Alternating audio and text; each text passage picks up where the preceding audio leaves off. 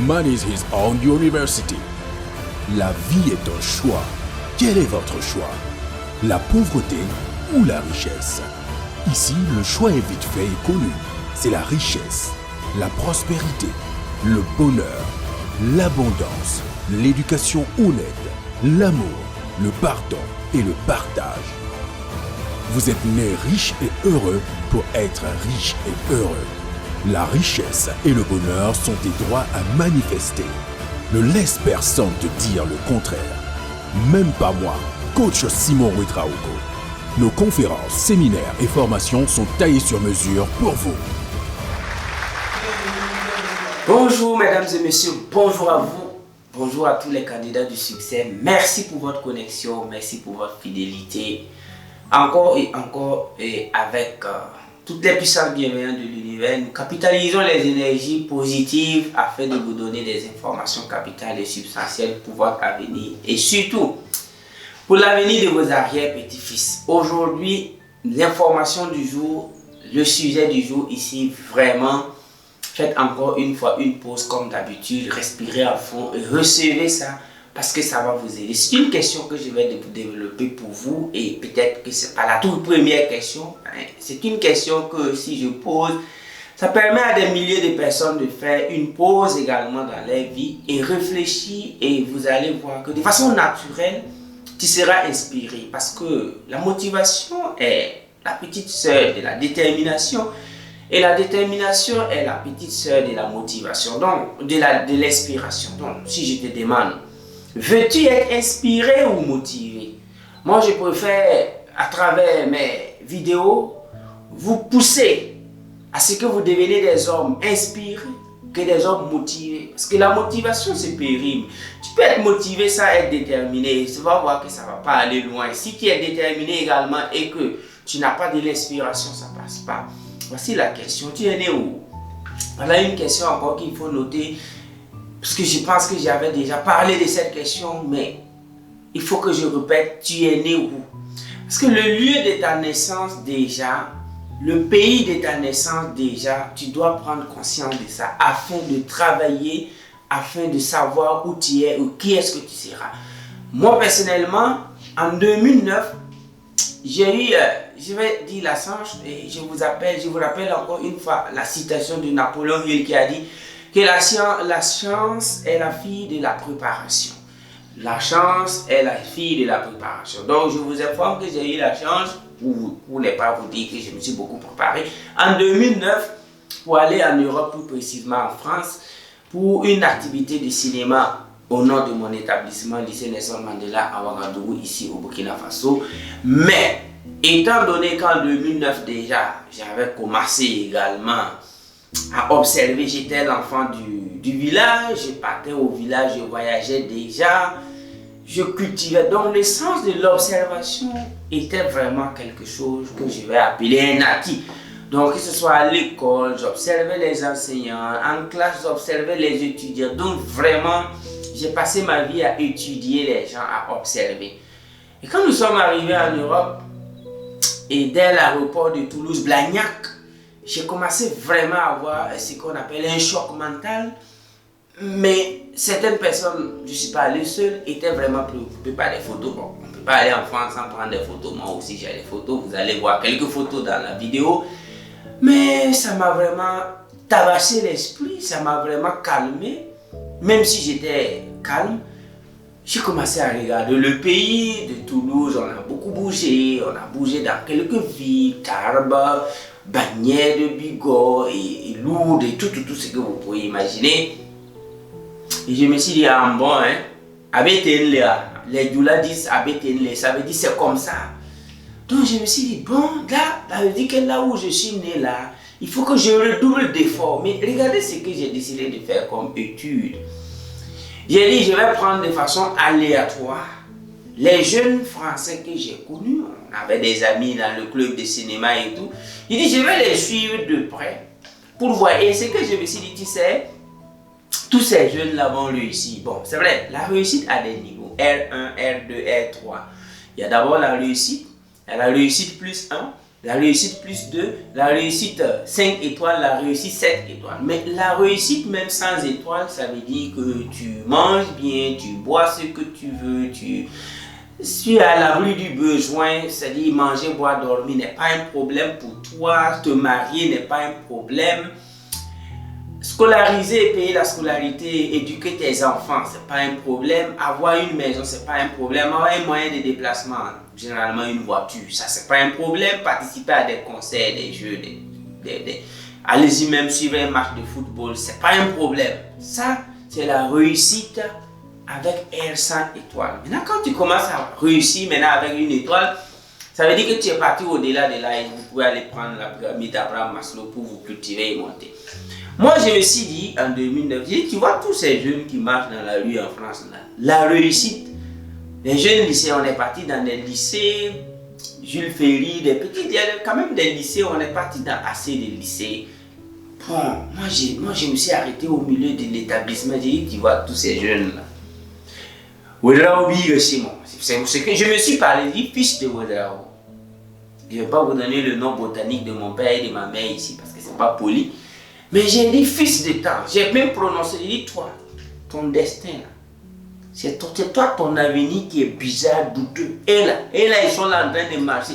Et là-bas ils s'embrassaient à la récréation, au lycée les élèves s'embrassent, les professeurs viennent, ils nous dépassent, ils rentrent dans la classe. J'ai eu même le privilège de suivre des cours. J'étais en classe de première, j'ai suivi des cours de seconde, j'ai suivi des cours de classe de première avec eux parce que j'avais un ami qui faisait la première à l'époque. Dans la salle de classe, en tout cas, tout était bien, on projetait les cours, il y avait quand même une vidéoprojecteur, tout était bien.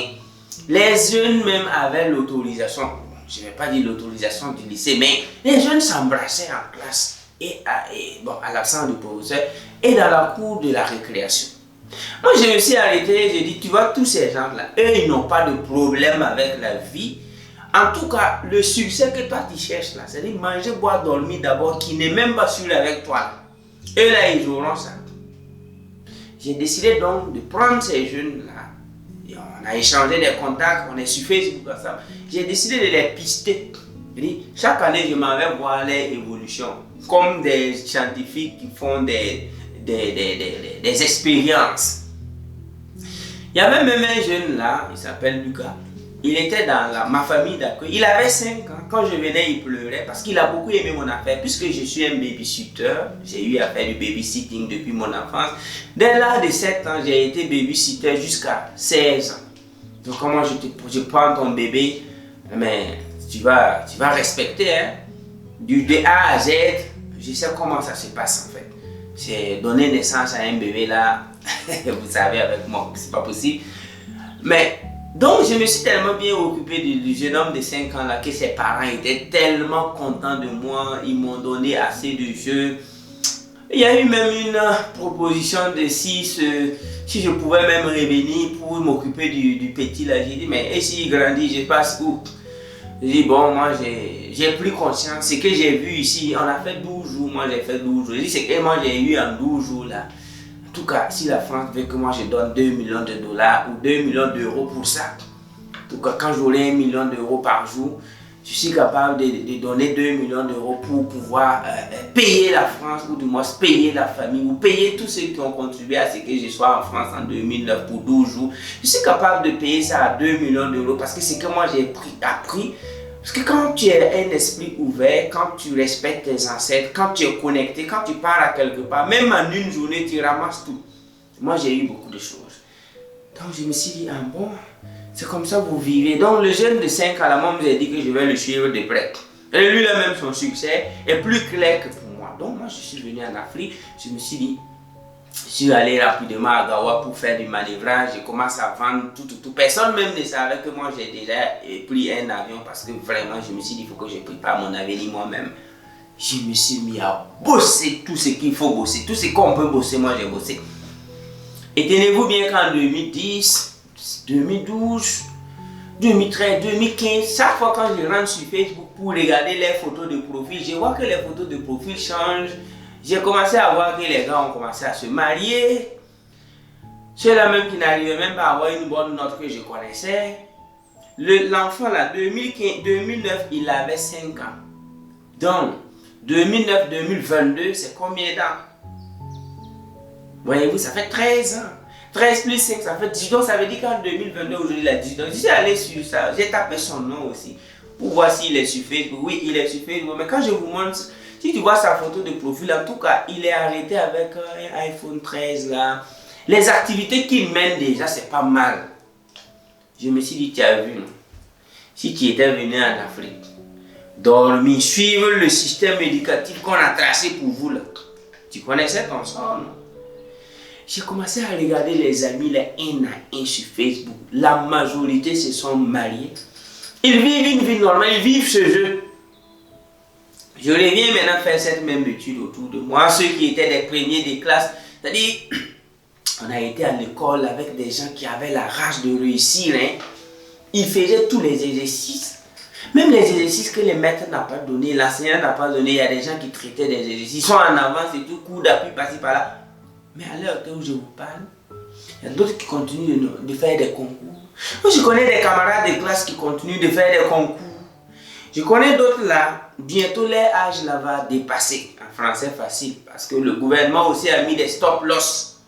À un certain âge, tu ne peux plus passer concours. Je connais des gens qui ont fait la seconde, la première, la terminale avec moi. À l'heure où je vous parle, ils se battent pour une insertion dans la vie. Mais c'est des gentilles personnes, c'est des gens de bonne moralité, c'est des gens même qui priaient bien à l'école. Puisqu'à l'école, il y avait des clubs de catholiques. Et puis bon, seulement, l'école aussi, il faut que nos écoles aussi pensent à mettre un peu de tenkouri à l'école pour les animistes. Mais il y avait les musulmans qui avaient les activités, les chrétiens. Il y avait assez d'étudiants, d'élèves qui partaient. Ils étaient assidus de bonne moralité. On a eu le bac ensemble et tout.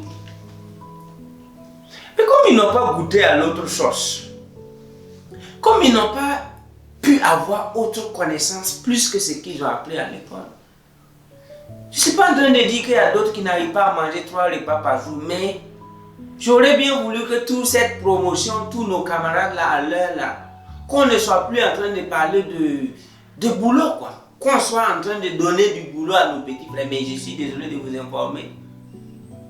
Parmi eux, ça fait mal. Quand je les compare, leur combativité, à quelle heure ils venaient à l'école, comment chacun. Et je les compare avec les autres étudiants en France, les élèves en France que j'ai pistés, qui sont devenus des étudiants aujourd'hui. Il y a une seule chose qui vient. Tu es né où? Tu es né dans quel pays? En fait, il y a des pays qui ont réussi. Et le pays même a réussi. Et le pays attend que vous naissiez pour continuer. Je ne suis pas en train de dire que la France a réussi. Mais je suis en train de vous donner des exemples pour te dire, démarque-toi de tout ce qui te pousse à perdre ton temps. Commence à créer quelque chose. Commence à imaginer un business. Commence à devenir un autodidacte. Ça va t'aider. Et ça va te permettre d'éviter les 3 étapes souffreteuses de la vie. Oui, je profite encore dans cette vidéo de vous donner 3 étapes souffreteuses dans la vie. Vous connaissez ces étapes? La première étape consiste à travailler pour payer une parcelle vide. Je ne vais même pas repartir en arrière pour parler de ton parcours scolaire souffreteuse, c'est-à-dire de CPS jusqu'à non. D'abord, quand le gars il commence à travailler, premièrement, c'est de payer une parcelle. Et s'il a payé ça 2 ans après avoir commencé à travailler, il faut savoir qu'il doit travailler 7 ans pour combler le vide. À un certain moment, c'est appeler les gens à aller montrer des terrains vides. Oui, il y a des gens qui sont capables de t'amener montrer son terrain vide, que c'est ici son terrain. Bon, en fait, aller déplacer quelqu'un, aller montrer une parcelle vide, que c'est toi qui as payé. Ça fait 10 ans, ça fait 5 ans il a sa parcelle vide. La deuxième étape consiste maintenant à construire. Et d'ici qu'il finisse de construire ça, ça fait la deuxième étape souffreteuse. Une étape souffreteuse parce que d'ici qu'il finit de construire, c'est comme un boxeur au 12e round. Quand vous voyez les boxeurs qui n'arrivent pas à se battre au premier round, deuxième round, à partir du 12e, 11e round, vous voyez déjà que les gars là, la fatigue c'est ça. Et après ça, la troisième étape, c'est le déménagement. Il faut qu'il déménage, il faut qu'il parte vivre dans sa maison. Malheureusement, la majorité n'arrive pas à faire plus de 10 ans dans leur propre maison. Quand ils arrivent là-bas, au lieu maintenant de vivre la vie, parce que j'ai payé ma parcelle, j'ai construit, j'ai déménagé, Une fois arrivé là-bas, il y a d'autres problèmes. Facture d'eau, facture d'électricité, souvent des maladies liées au stress ou au regret. C'est pourquoi ces 3 étapes de la vie, moi je veux que vous, nous, toi, moi, jeunesse africaine, on n'est pas obligé de passer par ces 3 étapes-là. Mais on est obligé de nous préparer, on est obligé de goûter à une autre sauce qui est celui du développement personnel. Il faut être stratégique dans la vie. Il faut savoir comment, par où commencer. Comment je dois faire. Premièrement, tu dois commencer par te cultiver, t'éduquer. Deuxièmement, tout ce que tu fais dans la vie, il faut te dire que c'est passager. Il faut avoir un plan d'évolution dans ta vie. Il y a des gens, depuis longtemps, tu les vois dans la même boutique, dans la même alimentation. Ça ne veut pas dire qu'ils ne gagnent pas à manger, mais ils n'évoluent pas. Tu vas voir quelqu'un qui a une alimentation grande. C'est pas parce que tu as une grande alimentation, tu vends tous les jours. Ça fait 10 ans que tu es toujours dans l'alimentation, mais tu n'évolues pas. Tu n'évolues pas. C'est ton argent qui évolue, mais toi-même tu n'évolues pas. Alors que l'objectif de la vie ici, c'est de croître, c'est de grandir, c'est d'expérimenter la vie, c'est de voyager, c'est de découvrir, c'est de partager sa bénédiction à ses semblables. C'est ça le sens de la vie. Mais si toi, parce que tu as eu du boulot, tu ne fais que faire des économies, ton économie augmente, mais ta valeur même réelle diminue. Ton économie augmente, tu n'apprends plus rien, là tu n'évolues pas. Il y a des gens qui ont commencé personnellement, j'aime dire personnellement, quand je faisais la vente ambulante, j'avais appris beaucoup de choses avant de commencer, mais je n'étais pas le vendeur ambulant comme les autres parce que je savais que je ne vais pas finir ma vie à tourner pour vendre. Quand j'ai capitalisé l'argent qu'il me fallait, je pars ouvrir un centre de formation en langue. Quand j'ai capitalisé l'argent là-bas encore, je passe à une autre étape qui est ouvrir mon entreprise. Après l'entreprise encore, je passe à une deuxième étape qui est bidouelle, universelle. Il y a l'éducation métaphysique, spirituelle, mentale, astrale, atmique des gens. Aujourd'hui, on passe à Amrish, on parle de... Bon, j'ajoute maintenant les créativités Amrish, G-Cap et tout ce que vous pouvez imaginer, Cosimo World Tour. Il faut créer, il faut avancer. Mais tu peux commencer du néant. Tu peux commencer à la maison, tu peux commencer, je ne sais pas, au village. Mais la stagnation, quand tu stagnes, tu meurs.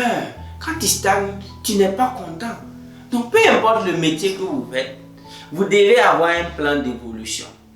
Et avec ce plan d'évolution, vous allez éviter les 3 étapes souffreteuses. Et si vous évitez ces 3 étapes, vous rentrez dans une autre maintenant, je dirais, étape qui est partager votre bénédiction à vos semblables. Donc ici, dans cette vidéo, j'aimerais vraiment que chacun de vous ait un plan de sa vie avant de vivre. Parce que la vie, c'est pas comme même les matchs de football, il y a une feuille de match. Hein.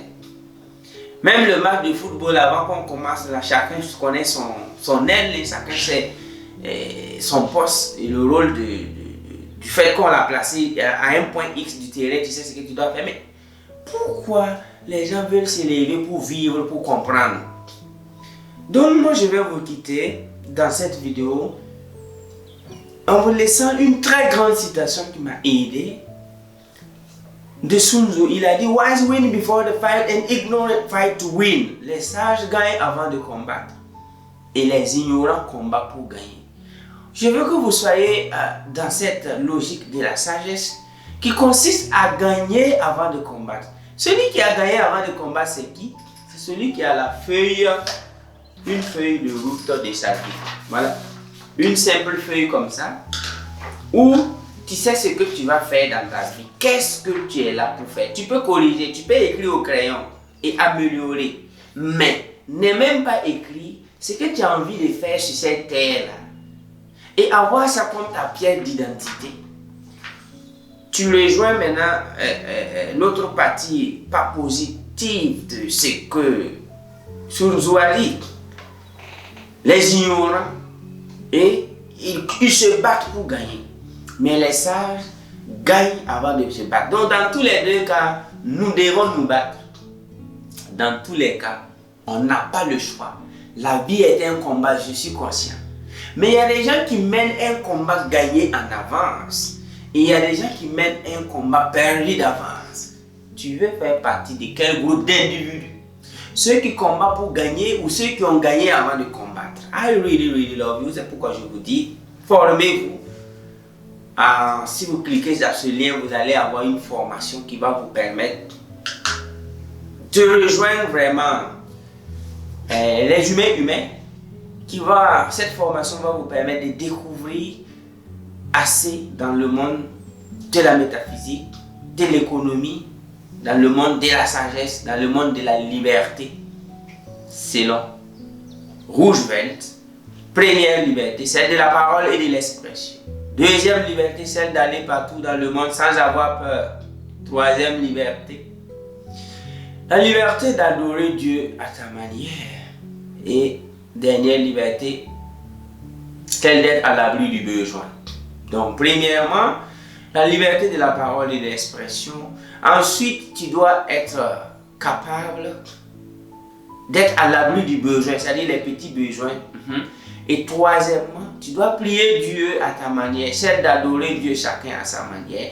Et quatrième liberté, celle d'aller partout dans le monde sans avoir peur. Et pour remplir ces 4 cases que je vous ai données, selon Roosevelt, il y a un travail titanesque à faire. Et ce travail, ça se passe ici. Ce travail, tu dois te former. Ce travail, tu dois savoir. Ce travail, tu dois connaître les lois universelles de la vie qui s'appliquent dans n'importe quel lieu régi par le champ gravitationnel terrestre. I love you. Train yourself and see you at the top. Merci beaucoup. Thank you so much.